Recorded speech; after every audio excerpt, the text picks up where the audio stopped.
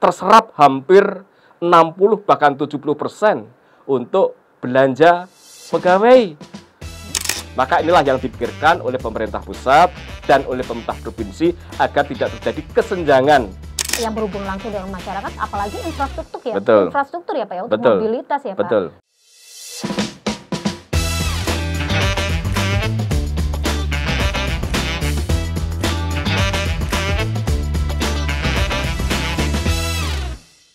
Halo Sobat JP Pods, jumpa lagi bersama saya Nurul Faini yang seperti biasa kami hadir edisi spesial di podcast bersama DPRD Provinsi Jawa Timur. Dan tamu pada episode kali ini ya seperti biasanya tidak kalah menariknya tentunya tema yang akan kita bahas dan juga narasumber yang pasti menjadi idola Jawa Timur khususnya di dapilnya tersendiri. Nah, kita akan mengenalkan siapakah beliau, Haji Misri Effendi SHMH yang pada kesempatan hari ini di episode kali ini hadir. Beliau mungkin adalah salah satu tokoh publik yang dikenal di dapilnya, Dapil 9 yang melingkupi Ponorogo, Pacitan, Trenggalek, Ngawi, dan Magetan. Mungkin warga sekitar yang belum kenal nanti bisa kenalan. Langsung saja ya kita sapa. Selamat pagi, siang, malam, salam sehat. Selalu kita harus sehat ya Pak ya. Semangat ya Pak Misri. Selamat malam. Pagi, siang. Assalamualaikum warahmatullahi wabarakatuh. Waalaikumsalam warahmatullahi. Apa kabar? Alhamdulillah baik Bapak, tetap semangat, salam Tetap semangat ya Pak tetap ya. sehat. Walaupun rutinitas, kenapa tadi saya sebutkan selamat pagi, siang, malam, karena tadi pagi ketemu, siangnya ketemu, sore ketemu, malam hari juga ketemu.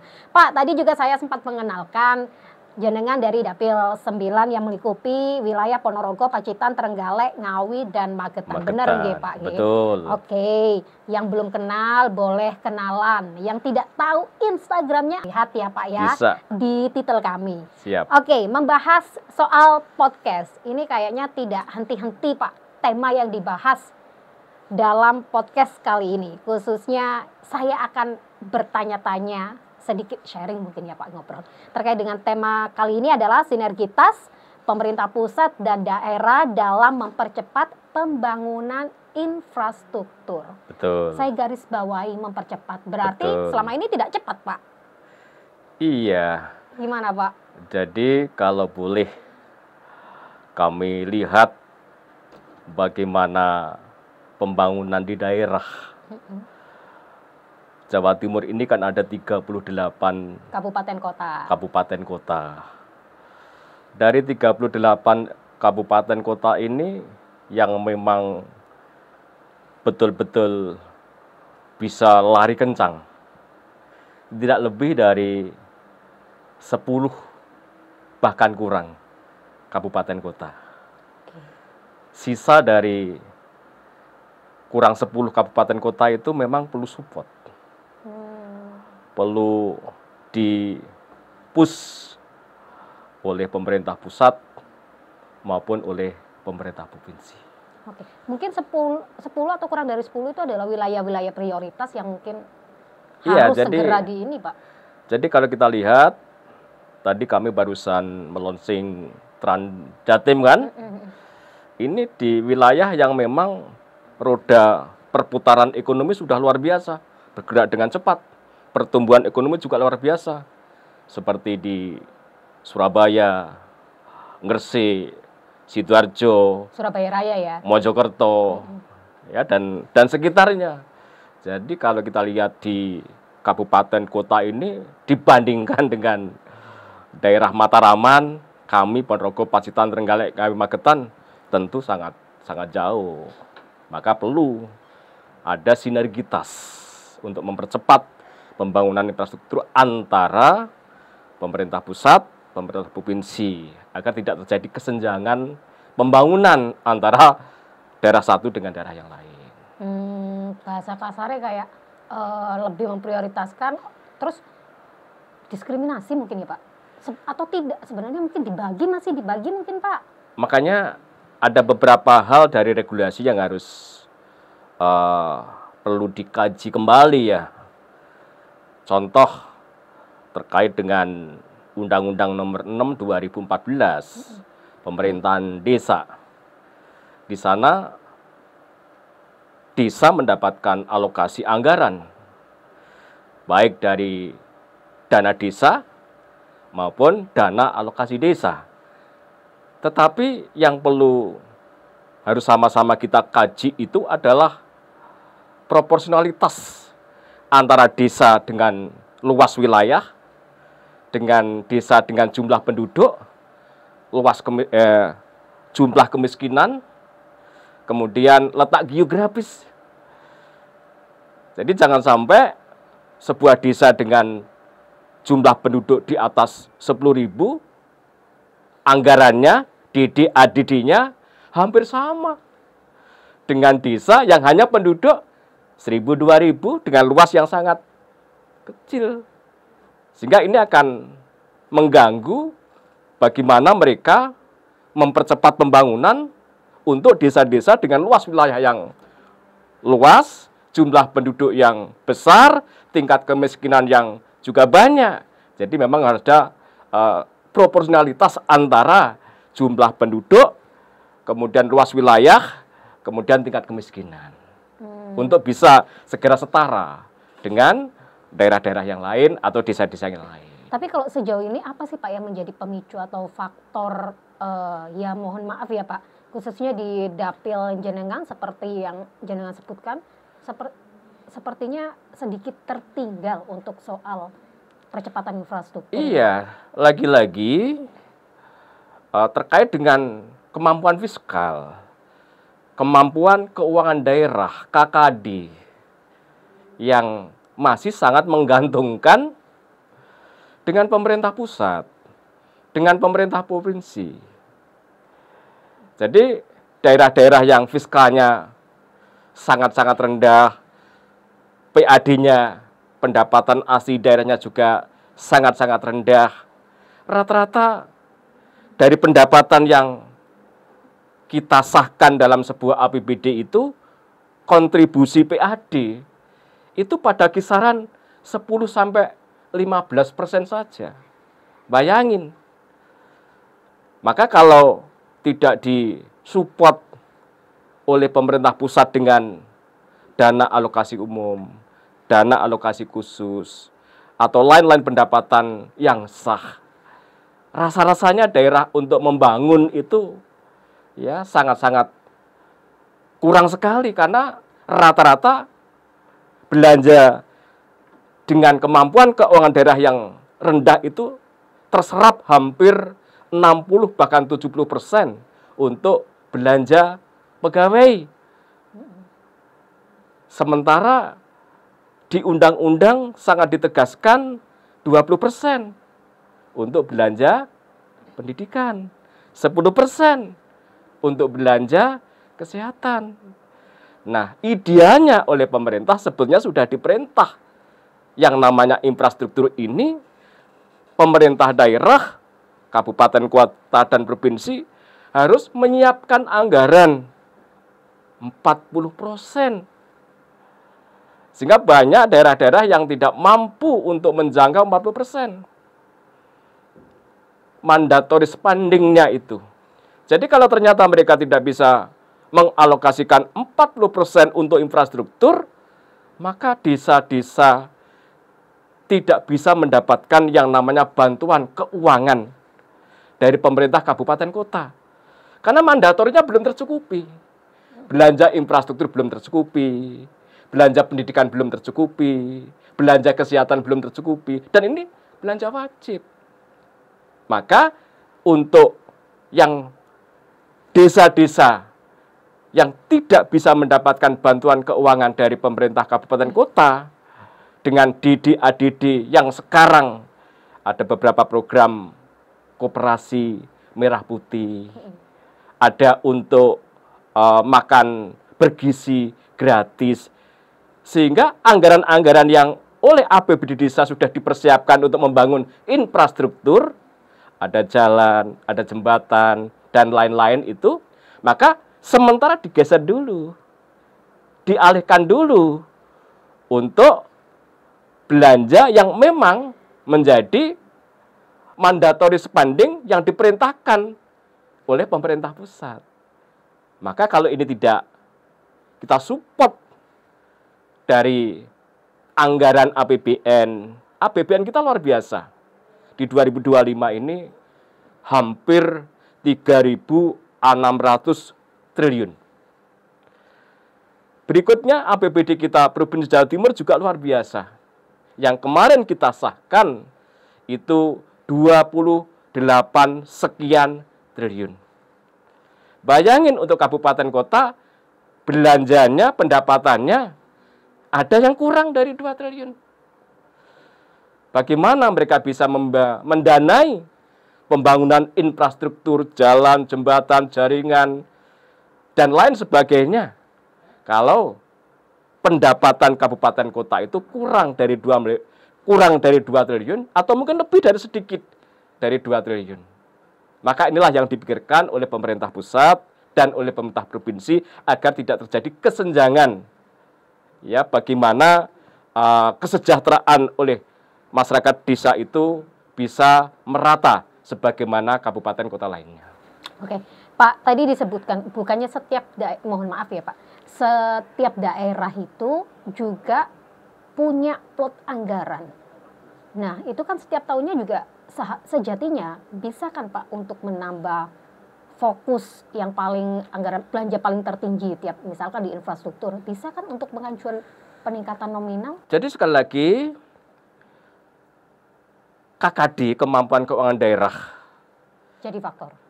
Ini salah satu problematika yang ada di daerah. Oke. Sementara dana alokasi umum yang diterima oleh pemerintah kabupaten kota itu diperuntukkan untuk belanja gaji. Untuk menggaji mulai dari pegawai negeri sipil, P3K, termasuk belanja-belanja yang ada di pemerintah desa, Pak Kepala Desa, Pak Perangkat Desa. Ya. Setelah ini, maka tinggal ada berapa miliar rata-rata untuk pembangunan di infrastruktur kabupaten kota itu tidak lebih dari 200 bahkan 300 miliar saja. Bayangin seperti contoh, Kabupaten Ponorogo itu ada 307 desa kelurahan.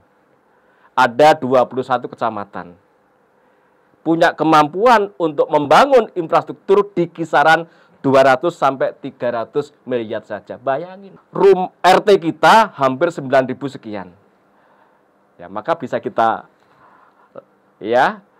bagaimana beratnya pembangunan yang ada di daerah dengan kemampuan keuangan daerah yang sangat-sangat minimalis. Nah, ini edukasi juga nih buat sobat JP Pots bahwa ya mungkin kalau masyarakat ini Pak omongannya wong-wong ya halah kurang dana yo karyain jaluk nang pusat kan ngono ya Pak ya. Ternyata tidak semudah itu. Tadi sudah dijelaskan oleh Pak Misri. Lantas tidak adakah solusi untuk bisa menambah tambahan anggaran lain agar proses pembenahan percepatan infrastruktur ini bisa tetap berjalan? Ada banyak cara. Banyak cara. Tinggal kemauan, keberanian mengambil keputusan Pak Bupati, Pak Wali bersama dengan anggota DPRD-nya. Pertama, kerjasama pemerintah daerah dengan badan usaha, PKBU. Ya, jadi pembangunan akan didanai oleh CSR. Bukan CSR. Oke. Ya, tapi ada perjanjian kerjasama dengan badan usaha namanya PT SNI. Itu yang mendanai nanti. Dengan Memorandum of Understanding pemerintah daerah, kabupaten kota dengan PT SNI. Seperti apa? Untuk infrastruktur jalan, boleh. Untuk infrastruktur jaringan, boleh. Tergantung bagaimana kesepakatan antara pemerintah daerah dengan PKBU itu sendiri. Yang kedua, bisa melakukan pinjaman kepada boleh kepada Bank Jatim atau bank-bank lain, tapi dengan syarat mendapatkan persetujuan dari anggota dewan, dari DPRD, atau menjual aset. Ya, tinggal goodwill daripada Pak Bupati, Pak Wali, dan kawan-kawan yang ada di DPRD. Tentu semuanya itu ada plus minus. Ya. Tapi kalau daerah tidak berani mengambil sebuah keputusan, ya tentu akan tertinggal dengan daerah yang lain. Tapi dengan daerah berani mengambil keputusan, maka kinerja dari teman-teman yang ada di UPD, ya, tidak hanya sebatas mencari aman. Ya, kami lihat selama ini kan teman-teman itu berada pada zona aman. Pendapatan asli daerah hanya gitu-gitu aja. Target kepada dinas-dinas pendapatan dari tahun ke tahun ya copy paste itu saja. Sehingga di saat mereka melaporkan kepada kami DPRD capaian realisasi, bayangin bisa sampai ke 150%, 200%, bahkan lebih. Ini yang benar, yang salah, apa targetnya, apa karena copy paste tadi? Ya, sebuah kinerja yang luar biasa, sehingga mereka bisa melebihi dari target yang sudah ditetapkan. Ya, maka kalau saya, target ini, dengan capaian yang hampir lebih dari 100 ini, perlu dikaji ulang, dievaluasi ulang, sehingga teman-teman ini tidak berada pada zona aman. Tapi bagaimana mereka etos kerjanya untuk mencapai pendapatan yang memang ya oleh Pak Bupati, oleh Pak Wali Kota, oleh Ibu Gubernur, dengan adanya efisiensi dan sebagainya ini bisa menutup ruang-ruang yang memang ya perlu mendapatkan pos-pos belanja, pos-pos anggaran yang harus ditutup melalui pendapatan asli daerah. Pak, mungkin saja nih Pak, tidak hanya, mungkin kalau hanya sekedar mengambil keputusan, gampang Pak. Embel-embele Pak sing soro, pertanggungjawaban, resiko, mungkin itu Pak. Makanya tadi jenengan sebutkan bahwa roto-roto golek aman, Pak. Berarti kan ini ada potensi-potensi yang mungkin dianggap pemerintah kabupaten kota ini beresiko dan mereka mungkin tidak mau mengambil resiko? Tidak ada keputusan yang tidak beresiko. Oke. Semua keputusan itu tentu mengandung resiko. Tapi kita harus mengkalkulasi, ya, apakah keputusan ini akan memberikan dampak kemaslahatan kepada rakyat, kepada umat, atau malah sebaliknya. Jadi kalau memang kebijakan yang diambil, keputusan yang diambil itu lebih bisa membawa kesejahteraan kepada masyarakat, jalan-jalan menjadi baik, jembatan-jembatan menjadi baik, jaringan-jaringan menjadi baik, tingkat bagaimana pendapatan masyarakat menjadi baik, pertanian menjadi baik, dan lain sebagainya, lewat program-program yang mereka putuskan, mengapa tidak? Why not? Jadi memang pemimpin harus berani mengambil sebuah keputusan, tapi dengan ya keputusan yang realistis. Harus benar-benar pinter hitung-hitungan seperti Pak Misri tadi. Iya. Pak, kita ke pertanyaan berikutnya. Potensi manfaat proyek strategis nasional ini di Jawa Timur. Mungkin kita lebih khususnya di dapil jenengan yang jenengan klaim tadi bahwa sebenarnya kasihan di dapil saya ini nampaknya kurang rodok kurang diperhatikan. Iya. Jadi kami mengamati, kami mencermati, kami membaca di Indrapura. Di Indrapura. Iya. Di Indrapura maksudnya di kantor DPRD. Di kantor DPRD Jawa Timur kami baru tahu bagaimana anggaran yang dialokasikan oleh masing-masing UPD di 38 kabupaten kota ini. Saya sangat paham. Karena komisinya. Makanya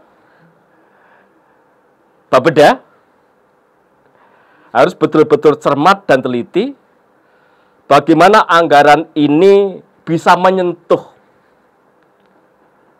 ya, tidak hanya itu saja. Tapi Jawa Timur itu ada 38 kabupaten kota. Dari 38 kabupaten kota itu, ayo kita cermati bersama. Mana yang harus kita bantu, mana yang harus setengah kita bantu, mana yang sudah bisa mandiri. Agar tidak terjadi kesenjangan tadi. Antara ada Tapakuda, ada Arek, ada Mataraman, ada Madura. Inilah potret Jawa Timur. Kalau ini tidak, maka akan terjadi masalah sosial antara daerah satu dengan daerah lain. Maka potret agar tidak terjadi masalah-masalah sosial, peran perencanaan yang berikutnya akan ditindaklanjuti oleh masing-masing organisasi perangkat daerah, OPD. Tolong, ya, anggaran itu betul-betul bisa menyentuh kepada lapisan yang ada di masyarakat yang memang menjadi skala prioritas oleh pemerintah Provinsi Jawa Timur. Jadi harus saling topang menopang ya, Betul, Pak, ya? sinergitas tadi. Sinergitas. Betul. Lagi-lagi sinergitas antara. Jadi jangan takut. OPD jangan takut memberikan bantuan kepada desa. OPD jangan takut memberikan bantuan kepada pemerintah kabupaten kota. Mengapa harus takut? Ya, selama program itu dilaksanakan, dijalankan, serupiah pun tidak ada yang dikorupsi, aman, nggak ada masalah. Jangan dipersulit dengan, ya, regulasi yang akhirnya mempersulit kita sendiri. Arahan daripada Pak Presiden jelas, ya, kalau memang bisa, tidak harus dipersulit.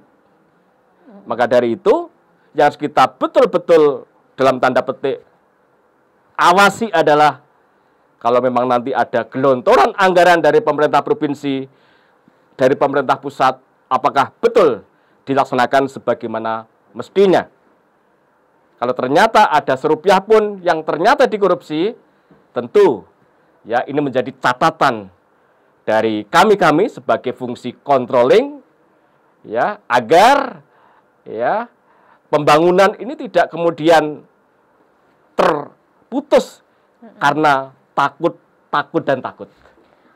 Pak, tapi kita juga harus ingat dong, Presiden juga pernah menginstruksikan untuk melakukan efisiensi anggaran. Ini kan juga jadi semakin bingung juga nih.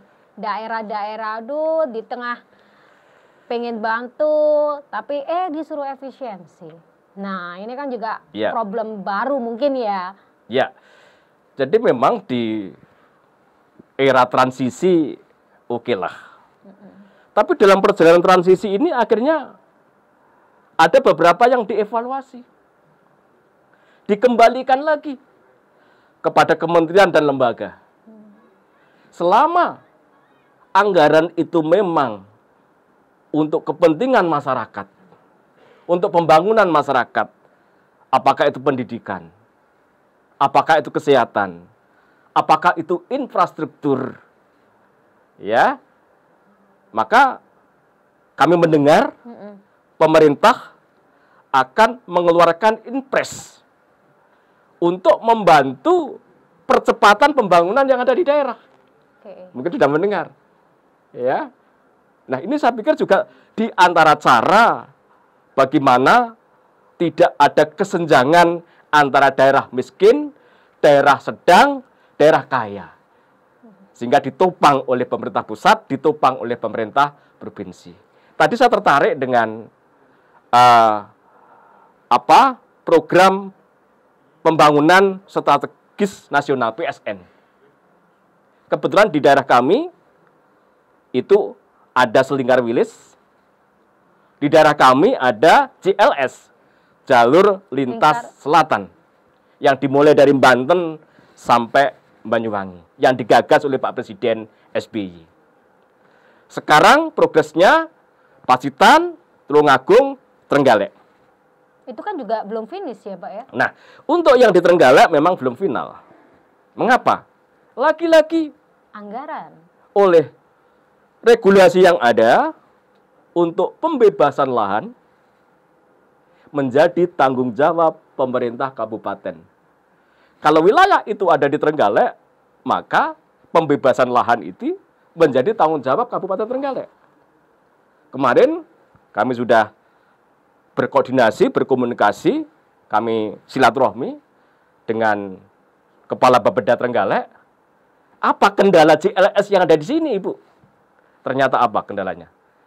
Tidak ada kemampuan untuk memberikan kompensasi lahan yang dihitung pemerintah Kabupaten Trenggalek harus menyiapkan 300 miliar. Bayangin, 300 miliar ini kalau kita gunakan untuk membangun infrastruktur yang ada di Kabupaten Trenggalek sudah luar biasa. Maka perlu ada campur tangan, bantuan, sinergitas antara pemerintah pusat dan pemerintah provinsi atas persoalan 300 miliar pembebasan lahan yang ada di Kabupaten Trenggalek. Harus ada kebijakan dari Pemprov, kebijakan dari pusat membantu persoalan ini agar JLS segera bisa selesai, rampung, dan alhamdulillah kami sudah ke sana.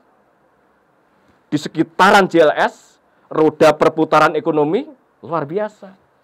Ini juga jadi ambang kebingungan juga ya dari pemerintah daerah ya, di tengah lain kita pengen ngebut untuk pembangunan infrastruktur, di sisi lain juga harus butuh dana untuk proses kelanjutan proyek JLS. Betul. Yang harus mengeluarkan dana untuk pembebasan lahan. Betul. Nambah-nambah lagi nih. Betul. Pak, tapi sejatinya ada nggak sih Pak aturan atau mungkin regulasi yang seharusnya bisa kok bantu entah itu pusat atau provinsi melakukan istilahnya hibah atau semacam bahasa apalah kalau misalkan untuk infrastruktur ini? Itu sudah dilakukan. Oke. Kalau nggak salah kemarin kepada pemerintah Kabupaten Jember. Tinggal bagaimana pemerintah kabupaten, kemarin sudah kami sampaikan kepada Bu Ratna, Kepala Bapeda Trenggalek, ayo Ibu usulkan kepada pemerintah pusat, kepada pemerintah provinsi akan kami kawal.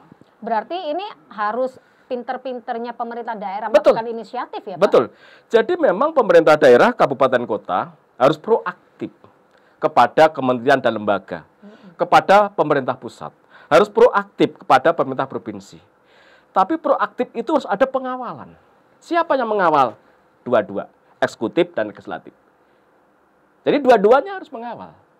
Pak Bupati mengawal, DPRD mengawal. Bu Gubernur mengawal, DPRD kami mengawal. Kalau tidak dikawal, ya yang terjadi usul dan usul, tapi tidak ada realisasi. Oke. Begitu. Jadi mungkin bisa saja ya Pak ya, ada gambaran seperti itu, hanya saja rasa takut mungkin. Takut nanti belum mengajukan ini, takutnya menyalahi aturan. Atau enggak takutnya sebelum mengajukan, iya kalau dikasih. Jadi begini. Lebih baik mencoba dulu lah ya. Apapun yang dimohonkan oleh pemerintah kabupaten kota, tentu dibarengi dengan sejauh mana kemampuan anggaran APBN yang ada di pemerintah pusat. Sejauh mana anggaran yang ada di pemerintah provinsi. Kami sudah mencermati, membaca. Kalau dari masing-masing OPD yang ada di nomenklatur itu ada efisiensi, mana yang prioritas, mana yang belum. Kemudian yang belum ini untuk bagaimana menuntaskan daerah-daerah yang tidak mampu membantu terkait dengan yang Trenggalek tadi, 300 M. Bisa kok. Bisa. Hanya memang harus kita sisir. Ya, kalau kita sisir mulai dari UPD 1 sampai UPD lain akan ketemu efisiensi untuk membantu daerah-daerah yang memang perlu kita bantu. Oke. Pak, tapi seberapa berdampak, Pak, akibat efisiensi anggaran ini, Pak, terhadap pembangunan atau percepatan infrastruktur? Ya, sebetulnya dampak daripada efisiensi ini kalau itu untuk program-program yang sifatnya publik, kebutuhan masyarakat, tentu sangat-sangat berdampak. Jalan yang seharusnya sudah bisa kita hot mix, harus sudah kita bangun untuk lalu lintas bagaimana mengangkut barang, mengangkut orang, bersentuhan langsung dengan rakyat. Kalau sudah bersentuhan langsung dengan rakyat, no efisiensi. Seberapa berdampak sih terkait dengan adanya efisiensi anggaran ini terhadap proses pembangunan dan percepatan infrastruktur, Pak? Iya, efisiensi ini akan berdampak apabila berdampak kepada pelayanan publik, pelayanan masyarakat. Contoh, di pendidikan, sangat berdampak. Di kesehatan, sangat berdampak. Di infrastruktur, apa itu jalan, apa itu jembatan, apa itu jaringan irigasi, dan lain sebagainya, sangat berdampak.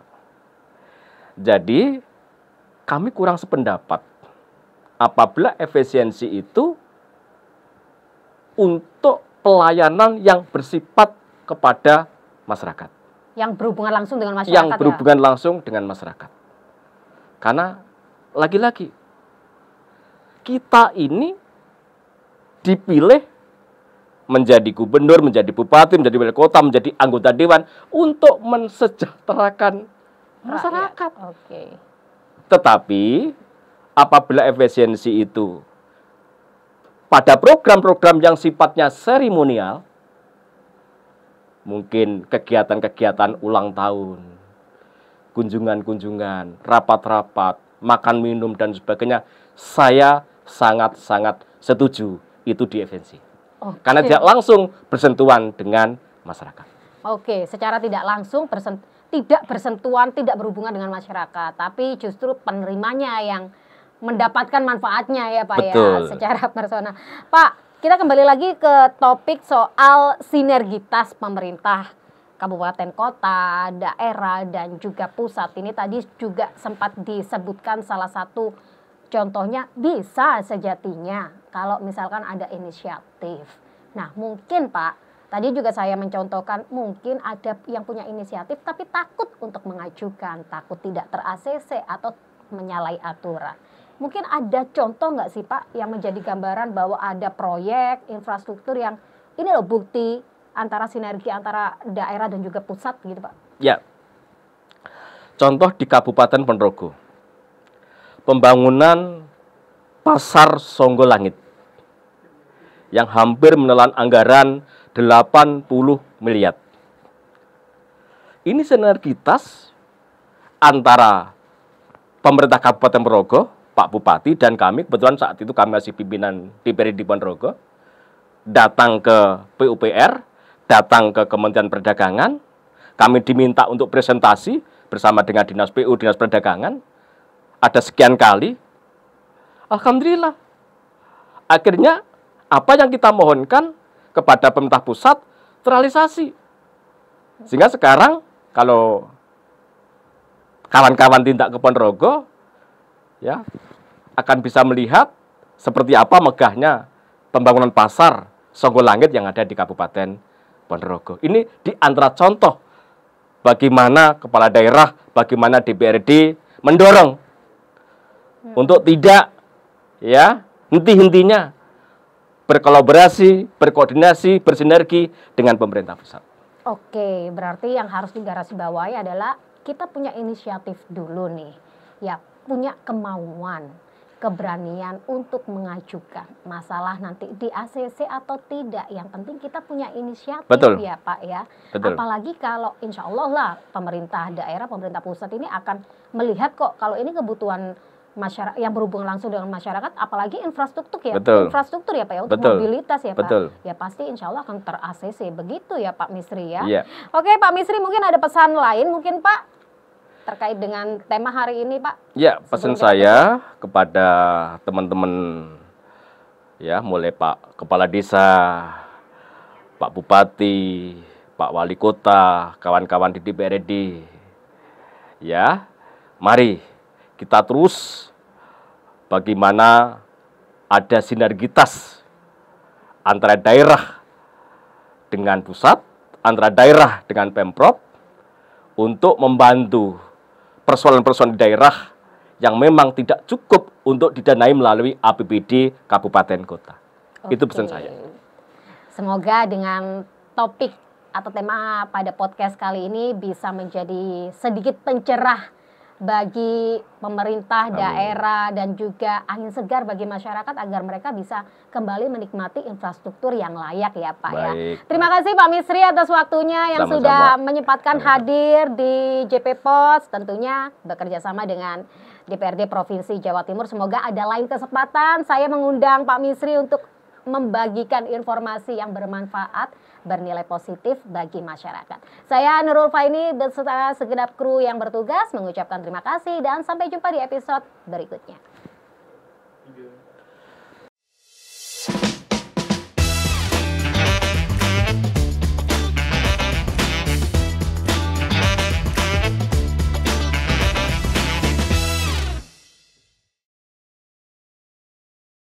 Dipersembahkan oleh